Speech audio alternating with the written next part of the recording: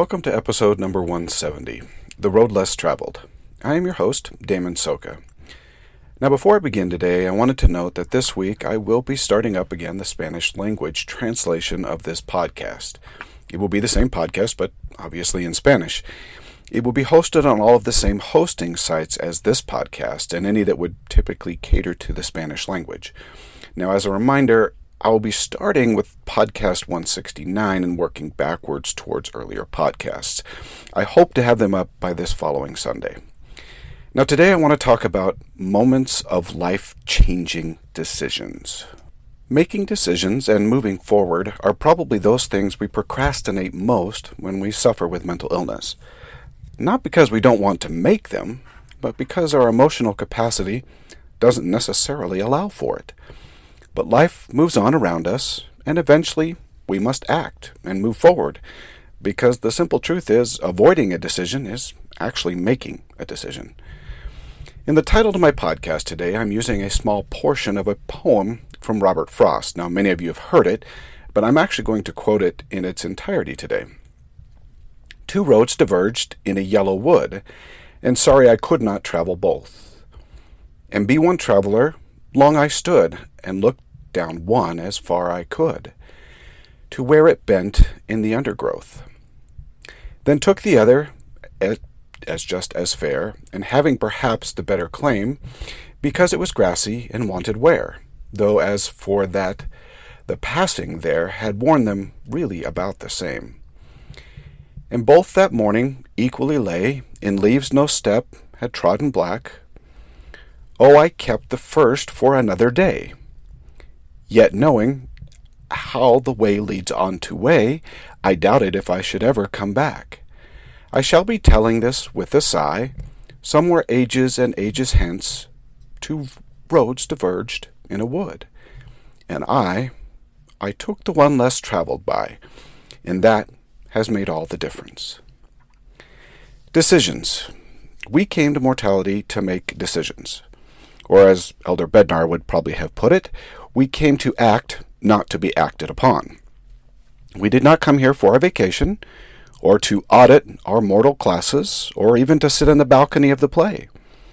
We came here to be part of the action, to be intimately intertwined with our brothers and sisters, emotionally, socially, and spiritually. This was to be the final act in the reality of our drama. We were going to be tested, wholly and completely, to see if what we had learned previous to this life was sufficient for godhood. The time frame would be minimal, even a pinhead of space in the expanse of the universe. I admit that I have often questioned why mortality is so important and why the plan of an omniscient God would be to block out critical memories, a premortal experience, give us weaknesses, surround us with imperfect people, and then tell us to be perfect. For much of my life, mortality didn't make sense as a testing grounds. It felt to me as if just before taking our bar exam, our college experience was deleted in its entirety from our memory. I think many of us wonder why our final experience before immortality and life as a god had to be this. In addition, why send a Savior to a time and a place with none of the technological advantages of today? His reach was limited. His time on earth was limited. Everything about his experience was limited, except, of course, the atonement, which turns out is limitless in its abilities and reach. When you look at mortality from a purely rational perspective, God does not appear very omniscient. Perhaps that is why science turns its attention elsewhere so often. However, if you understand the origin and purpose of our emotions and motivations, this mortal life makes perfect sense. If you wanted to know the true character and nature of a person, who they are deep within their soul, then removing the physical memory and providing weaknesses and imperfection actually makes a great deal of sense. The only true motivation would be those spiritual experiences before this earth that molded the soul from spiritual clay. Our true unaltered nature would naturally be brought forth. We would have no physical memory of our father or mother in heaven that might cause us to act in ways only to please them rather than demonstrate our true nature. It would have been like attending high school with your parents sitting in the back of the class. We would have been acting out of expectation rather than true nature. We would be more a stringed puppet rather than real. If you consider that many of us became celestial before this life, ultimately there would be no loss of anyone who had proven themselves celestial before this life. Whether they died before the age of accountability or significantly thereafter, it really wouldn't matter. Celestial nature tends to be celestial no matter when or where you place it. Terrestrial nature tends to be terrestrial nature, again, no matter where or when they are placed. And the same is true for those of a more telestial nature. In addition to demonstrating our true nature, those deep relationships and sentimental social interactions that had occurred would be obscured so that even our brothers and sisters would not or could not influence our expectations. We would be given a full opportunity to demonstrate the real us. But the Lord would not leave us without the stirrings of our soul. Our emotions would be left intact, our nature expressed through our desires, and feelings would remain. When we heard words that matched those that had echoed through our spiritual ears in a premortal life, similar feelings would arise, and we would hear His voice, and we would know it. While our memories would be obscured, our hearts would not be. We were left with an internal guide that allowed us to become who we once were, even without our memory. Here in mortality, we tend to grow towards the nature of the person we were in premortal life. We become in many ways very similar to our previous spiritual nature. So when we come to those diverging roads, we have an internal compass. When we make covenants, we augment that compass with stirrings and voices of the Spirit that can help remind us but also make significant changes to that internal spiritual nature. We call that a change of heart, but it only happens through the changes the Spirit can make in our nature when we are humble, submissive, repentant, and ask for it to occur. Sometimes those changes are large and obvious, but most of the time our nature changes subtly, without us really feeling or seeing the difference. A consistent effort over time actually causes far more change to occur than a one-time event, and those changes also tend to stick to us more readily. What should be noted about the change in our nature is that it does not only move towards a celestial nature, such as a stream flowing downhill. This life was to be a sifting pot, and we were placed so that our souls could expand or contract. We are always adding to and adjusting our nature, whether to the celestial side or the telestial side. We can certainly climb down the hill towards telestial life as much as we can move uphill towards celestial. Because we are to act and not to be acted upon, we can never be truly stationary in our nature. That is the one way we are very much like our heavenly parents. They are celestial because they continue to choose to be. We have the ability to change our nature now because the process of judgment has been withheld or postponed until a future date. But once we come to our date with judgment, our natures will be fixed as they are. We will not be able to move from terrestrial to celestial or telestial to terrestrial because our natures will no longer have the ability to change. The Spirit can only operate on hearts until the final judgment, and then it will no longer be possible to have that Spirit with us. Now, as we act here in mortality, we are consistently faced with decisions. Most of our decisions will be small and what might seem insignificant in the change of heart process. But no decision regarding good and evil is ever small in the eternal scheme of things. Every small decision adds to the cumulative effect. But today I want to talk about those decisions that appear large and more life-changing in nature. These are the obvious large decisions that cause the fork in the road to be very present in our lives. Should I marry this person? What should be my career? Where should I live? Is this social group right for me and my future? Should I leave my current job for another that might be distant? What should I do about a wayward friend or a child? These are the questions that stop us in our tracks. We can often see them coming from a mile away. We know that they are going to make significant changes in our lives, and they are likely to cause some wonderful experience, along with the inevitable turmoil. How do we approach such decisions? First, let's talk a little bit about our illness and decision-making. Clinical depression, anxiety disorder, in all its forms, and even bipolar, all have something in common when it comes to decision-making. They block our access to those core emotions and our true spiritual nature, meaning when the time comes for the decision to be made, we can struggle deeply to know what to do, and then to have the will and desire to do it. When we face life-changing decisions, our mental illness can very much feel as a significant obstacle to making decisions. The best way would be to wait until our episodes have diminished to a point that we can feel something and access the spirit in a more intelligent way, but we don't always have that ability, and I have found that for whatever reason, those life-changing moments tend to show up when our episodes are in full swing. This can make the decision process feel impossible. Even if we were to get a definitive answer from the Lord, it is often quickly overwhelmed by doubt, confusion, and distrust in our own emotions. We can literally become paralyzed by the "what do I do" problem.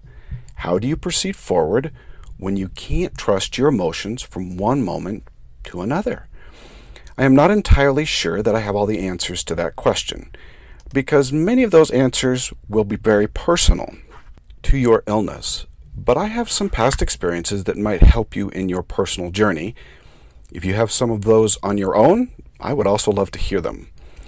I will start with my college experience.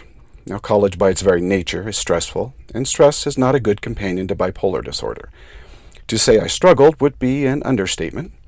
I started out wanting to explore chemical engineering, but eventually found that my personality was significantly different from those who attended my classes. I moved to secondary education, teaching chemistry and math, and while that was a good move for me, I realized that bipolar disorder in a high school classroom was probably not going to work very well. I ended my first 4-year degree with a major in chemistry and the sciences, not really knowing what I would do. I worked at several jobs trying to find what I could do, ended up working at a lab for a sulfuric acid plant. While the work was good, it was not what I wanted personally, and I returned to school to obtain an MBA, and then thinking about a law degree. I obtained the MBA, but for some reason, though I had been accepted into law school, the way was hedged up. I couldn't make law work for me. That was one of those lessons I have learned again and again. The Lord knew that trusting my emotions back then was not going to be easy, so He would hedge up the way when I was heading somewhere that didn't make sense. If I applied to a job that was in a location He didn't want me to be, I wouldn't get the job, or something else would even occur. Through this process of opening doors and hedging the way, I found a job I very much enjoy, and it came about rather unexpectedly. I was at a point to accept a job close to my hometown and had called another second job to tell them I would not be joining them. Each job was very different. One was a chemistry job, and the other was a construction management job. I was naturally leaning towards the chemistry job, but the Lord opened the construction door and closed the chemistry one, even though I loved chemistry. That job was not the end-all be-all of jobs, but the impetus to my current career in virtual construction, where I simulate construction processes and work through difficult issues and concerns before construction begins. However, when I started this first construction position, the technology was not available for what I do now. But I needed construction experience, and the Lord knew what I needed, so that when the time came, I would be able to work in a field that I have enjoyed for 25 years. The key to all of this is to understand how the Lord is able to open and close doors in our lives, to afford us a direction, without us having the ability to emotionally determine that direction beforehand. The Lord can lead us along and provide for us by opening and closing doors. I have found that if I follow where the doors open, the Lord provides me the direction that I need. This does not mean that opening and closing doors is the only method he uses. For instance, he also tends to use what I can only describe as a disturbance method. While in Utah serving as a bishop, I had a wonderful job. I was only about a year into my service as a bishop, and at this point my bipolar had been reduced to some reoccurring depression and anxiety due to a new autoimmune illness that had arisen in my life. I did not know it then, but I had psoriatic arthritis. It was affecting my ability to work at my career, but I was managing it as best I could in its early stages. Being bishop was taxing, as it always is, and so often I had to rest. About a year into my service, I began to feel uneasy. I began to feel this disturbance in my feelings about my career and where we were living, which did not make any sense. I will admit to ignoring it for some time, as my rational brain could find no logical reason, and it felt similar but not identical to depression in some ways. But it would not leave me. So I began looking for jobs that were available to ease my conscience. I found a job and felt that I should apply. Knowing my past experiences with the open and closing of the door, I really didn't worry about it too much. But the doors opened to where I had to make that decision to move from Utah to Washington State. I was really unsure as to what to do. I was serving as a bishop, and I know that the Lord had made that call. But I also knew that this door was open, and if he didn't want me to take it, he would not have opened that door. I thought that maybe it was a test, but it didn't feel right, so I prayed and waited. What occurred was something I will always remember and have used regularly. I didn't have that feeling of you should or should not take the job, but I did want that confirmation. The Lord knew that I needed confirmation in a way that would be far more definitive than my own feelings. By the way, my wife at that time had postpartum depression, and so neither of us were really about to fully trust what we felt. As I waited for my answer, 3 separate times while visiting and talking with ward members, the Lord spoke through them without them knowing it. As they spoke, it was as if the Lord would light up a phrase or a sentence, and they would say almost as if he was saying it himself. Each one confirmed that I should leave to take the new job. While the decision was not easy, we moved with faith, believing that was what the Lord wanted. I can tell you that my children were not extremely happy, as I had a couple of them in high school and one on a mission in Arizona. However, they later came to me after several years had passed, saying that it had been one of the best decisions for them as well. What I didn't know was that my wife's mother would pass away while we were there, and she would be close enough to visit regularly. 4 of my children and my wife's stepsister would find their spouses during that time frame. So many wonderful things occurred from that move that I could never have known beforehand. So sometimes those disturbances in our lives are put there for a reason. Interestingly enough, when my time was done there, another emotional disturbance would occur, and we would eventually end up in Georgia, where I call home now. Incidentally, I have another son who has found his eternal companion in Georgia. In addition to this door opening and closing and the emotional disturbance that the Lord has used regularly in my life, he has continued to develop my ability to hear the voice of the Spirit even with my continued emotional illness. My emotional illnesses are now mild compared to my previous life, but I still deal with them regularly in the more mild form in addition to my autoimmune illnesses. One of the ways that he has developed my spiritual ear is to allow for scriptures, talks, and outside voices to be highlighted when I need answers. I think that for me it is rare to get an answer when I pray and have feelings of confirmation. Because of my emotional weaknesses, almost my entire life I tend not to trust my emotions, as I can quickly believe that my personal feelings are the Lord's confirmations. I tend to get answers as I listen throughout the day and do those things that I should. A sentence in a podcast might be my answer. I listen to books in the evening, and sometimes my answers come there. Every so often I hear that voice in my head, but what I have noticed is that the Lord repeats himself for me regularly. He will tell me more than once, and often in a much different setting. Many times he speaks when my mind is focused on other things. I believe that for me he does this as it is one of the ways I can know that it is him speaking. For me, this has provided much needed understanding and the ability to know the voice of the Lord despite my emotional troubles. Now, however, there are two parts to this decision-making process. The first is the confirmation, which we have discussed. The second is the follow-through. Once we know the will of the Lord, we need to act in accordance. And when your center of motivation is convulsing through another depressive, anxiety-laden, or mania-driven episode, that motivation can feel very non-existent. In addition, doubt about the confirmation comes far too easily to the mind. One can easily question what the Lord said when you don't feel any desire to move forward. I believe that I'm not really different than most people when it comes to motivation when suffering from mental illness. I struggle deeply. When there exists no emotional impetus to move forward, rational reasons for resistance come fairly easily. In addition to emotional symptoms, our illness often exhibits physical symptoms that impair our physical body. We can struggle just to get out of bed, much less think about serving others. And then the guilt comes in waves to overwhelm us. It is Lucifer's method to keep us down, to push us to give in and to give up. Now, because we are emotional beings, moving forward without the emotional impetus is a monumental task that requires significant energy. Not only must you put forth the effort to actually accomplish something, but you must work against your own emotional state, and that takes a toll on the mortal body.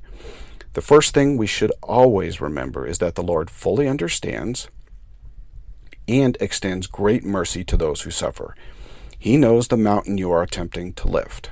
I know we tend to forget that when the moment comes, but he's always there encouraging, lifting, helping, and lighting the way.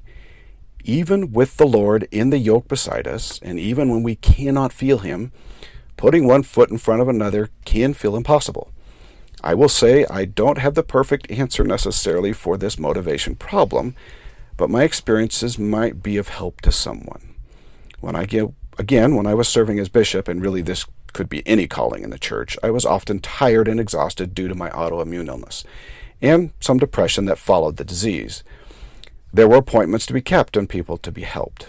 I delegated what I could, and then I would simply ask for the Lord's help for those moments I needed it. I remember being one time so tired I could hardly lift my body out of bed, but I had several appointments to attend to that day.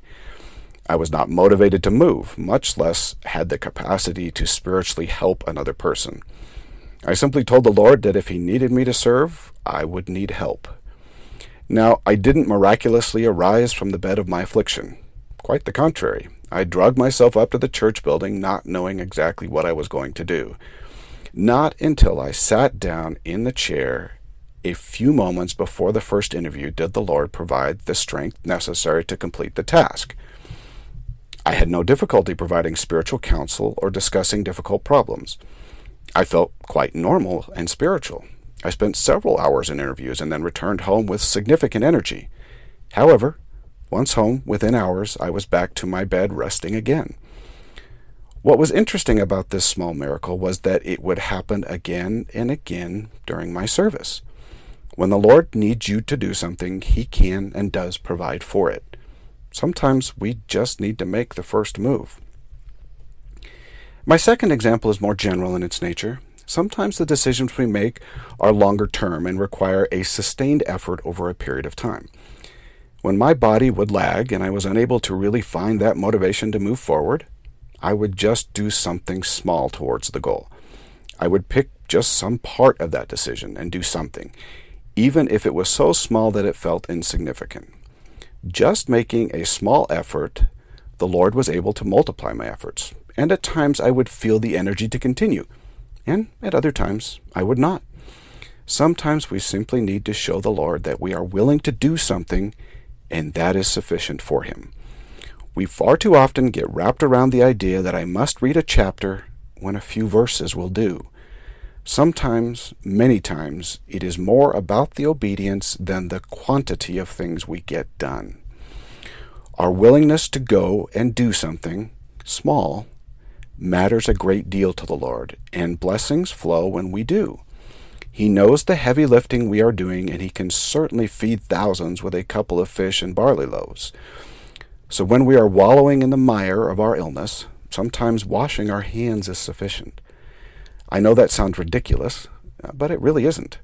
I believe it was Elder Holland who stated that the Lord loves effort, and it is not about the quantity, but the quality of our effort. When we go forth and do, when every part of our being is telling us just stay where we are, we demonstrate a loyalty and a love of the Savior that will be rewarded exponentially. Finally, there will be days when we don't do anything, when the illness gets the best of us and we simply don't move forward. Accept those days and let them go. The Lord would rather not have you dwell on them. Yes, I understand that it is difficult not to feel guilty, but the Lord does not want us motivated by guilt. He wants us motivated by love for Him. Guilt simply gets in the way, and the Lord knows it. So He is full of great mercy for your emotional difficulties, and He wants you to move forward and not dwell on the past. You are of great worth to Him, and He has given you your weakness for a divine purpose. He understands those bad days, and He just wants you to start each day with a clean slate and do what you are able.